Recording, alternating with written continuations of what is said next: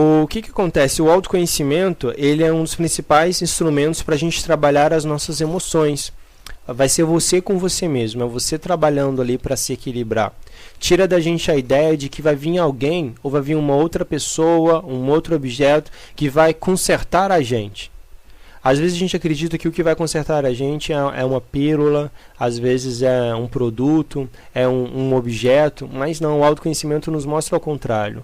Mostra a você que é você que vai trabalhar com as suas emoções. É através desse estado interno, dessa introspecção, que a gente vai conseguir entender melhor sobre a nossa vida e seguir mergulhando no nosso íntimo. A gente vai estar trazendo mais claridade para a nossa mente, mais serenidade para o nosso coração e, consequentemente, um equilíbrio, que é o objetivo, é o que a gente vai estar trilhando, a saber até que ponto sim, até que ponto não, quais são nossos limites, quais são as nossas aptidões, quais são as nossas características que podemos desenvolver. Então, se autoconhecer, a gente vai saber nossas limitações, nossos potenciais.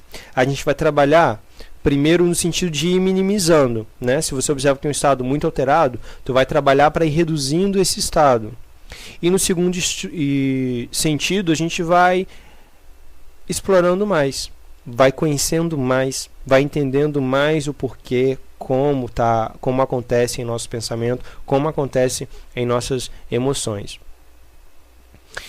A gente vai saber dos nossos reais desejos e até que ponto, como a gente estava falando, somos influenciados pelos fatores externos e alheios ao nosso verdadeiro querer, no nosso viver do dia a dia.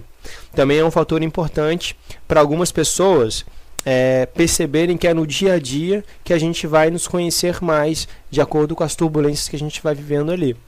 De acordo com as turbulências que tem no trabalho, na faculdade, nos relacionamentos, é aí que vai vir. Sempre quando você estiver vivendo dentro de uma turbulência dessa, faz um exercício muito bacana que é você dar um passo atrás, tipo, sair do foco. É você simplesmente estar analisando, você sentar, se ver fora daquela questão ali, analisando aquilo lá que você está vivenciando.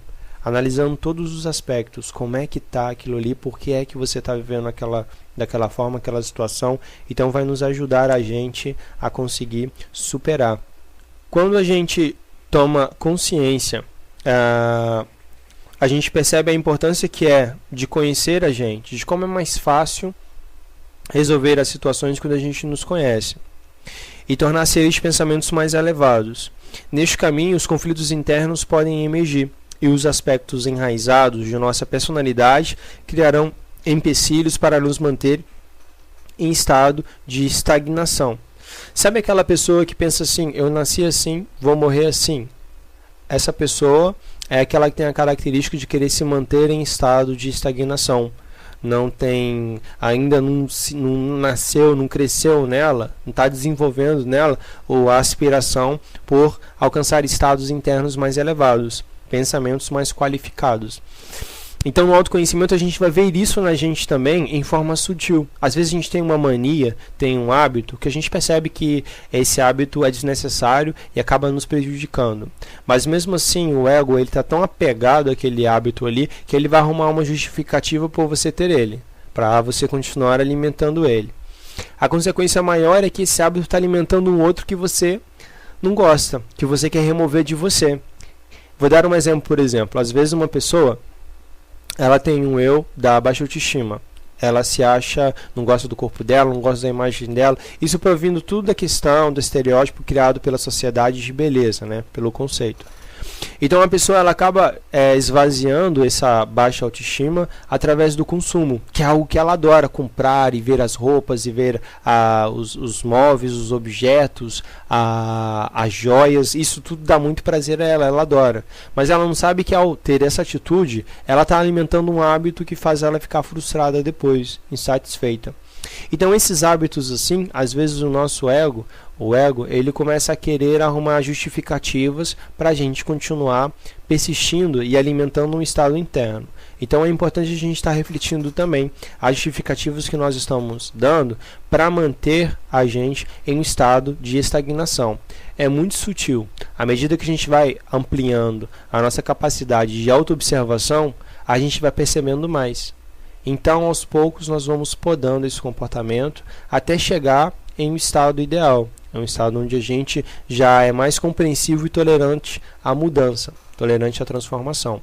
É importante que estejamos despertos. Por volta e meia, os padrões retrógrados e as influências externas poderão tentar nos desviar do caminho de escolhas conscientes. Hoje, quando a gente estava estudando na sala no presencial, no Grajaú, nessa parte a gente estava vendo um exemplo do GPS, né? Algumas pessoas já tiveram a oportunidade de conhecer como é que um GPS funciona, já tiveram essa experiência. E o GPS, você coloca lá o teu caminho que você quer ir e ele vai montar toda uma trajetória para você chegar até aquele destino. É a mesma coisa que a gente faz no autoconhecimento. O caminho está aí. O destino seria se autorrealizar no presente, é estar se autorrealizado a todo instante.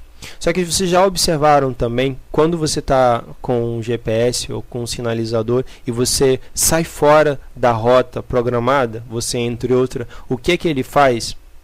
Ele vai recalcular uma nova trajetória para você chegar até aquele objetivo principal.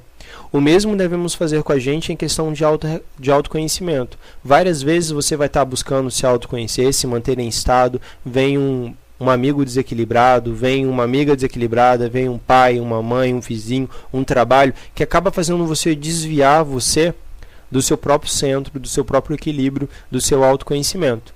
Mas assim como o GPS ele só recalculou, você pode fazer o mesmo com você.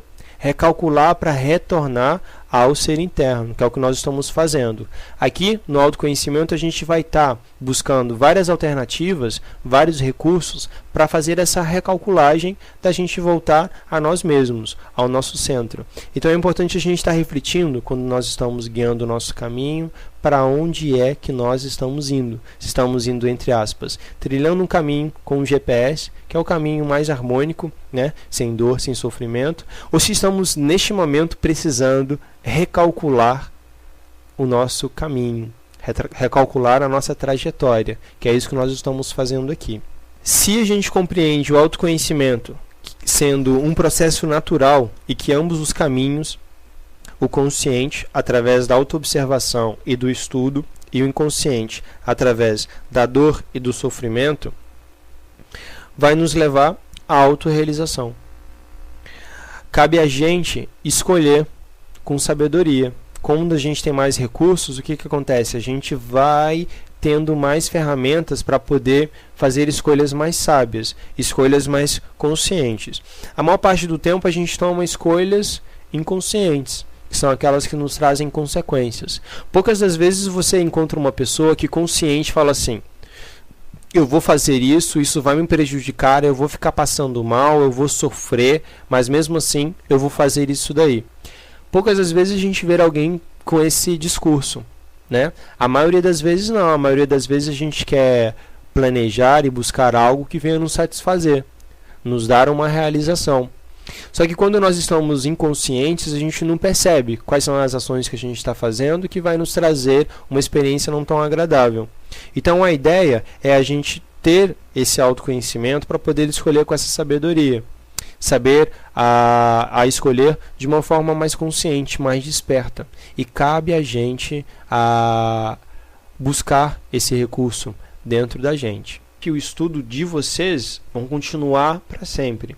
Então, se vocês procuram recursos para seguirem autoaperfeiçoando, é importante que se interagem e trocam informações uns com os outros. Além de ter informação, é bom a aplicação dessa informação, que é extremamente importante. Como a gente sabe, a gente viu lá na frente, quando eu estava explicando, que existe umas características extremamente importantes para a gente facilitar a nossa trajetória de autoconhecimento, né? A gente precisa aprender a ter compreensão de nós mesmos, a ter compaixão de nós mesmos, a poder ser grato pelas experiências que a gente está trilhando, que a gente está passando, seja ela agradável ou não. Essa é totalmente uma expressão de amor a si mesmo. Porque à medida que a gente está em sofrimento, a gente está permitindo a gente a permanecer em um sofrimento, é um primeiro sinal de falta de amor a si mesmo. Quando você... Existe aquela frase, quem ama, cuida. Quando você ama a si mesmo, ama o seu ser, no sentido de cuidar e preservar o seu estado interior, você fica longe de sofrimento, você não vai querer sofrimento. Só que quando nós não estamos em estado de completa consciência, a gente acaba nos ferindo de pontos tão profundos que às vezes é muito trabalhoso para remover aqueles estados. Então existe um exercício de meditação muito interessante que a gente pode fazer, que nos faz refletir um pouco sobre esses aspectos: o amar, o agradecer, o compreender, o tolerar, o perdoar, que eu vou estar colocando aqui agora no quadro para a gente ver e abordar um pouco dele. É uma técnica Ho'oponopono, não sei se todo mundo conhece. Quem conhece fica mais fácil. Eu vou explicar um pouco sobre essa técnica, sobre esse exercício. Ele trabalha tão profundo que entra lá na questão da memória celular, como a gente estava falando lá na frente. A gente sabe que os padrões, eles vão se materializando, vão se estruturando tão profundo que acaba sendo mais delicado a remoção de um estado desse. Então existe um pesquisador havaiano que ele desenvolveu uma técnica e descobriu que a maioria das causas dos problemas que a gente vivia, que as pessoas têm, era porque elas não se desculpavam, elas não sentiam, elas não se perdoavam, elas não se amavam e não eram gratos o suficiente pela vida que elas tinham, pelas experiências que elas estavam passando. Então ele fez uma experiência muito interessante com um exercício de meditação em uma penitenciária que tinha muita confusão, tinha muita briga, tinha muita desordem. Então ele de uma sala emanava os pensamentos com essas frases e algumas vezes verbalizava para que houvesse um efeito, um poder naquele ambiente ali. E foram constatados cientificamente nessa pesquisa que naturalmente foram reduzindo os índices de criminalidade, os índices de violência, os índices de desordem dentro daquela penitenciária, porque ele começou a trabalhar nessas 4 frases que entravam no profundo, lá no sub de cada um. Então a gente pode fazer essa meditação para o nosso interior, com as nossas células, com o nosso pensamento, com as nossas emoções, com os nossos sentimentos, para que realmente inicie uma transformação interna.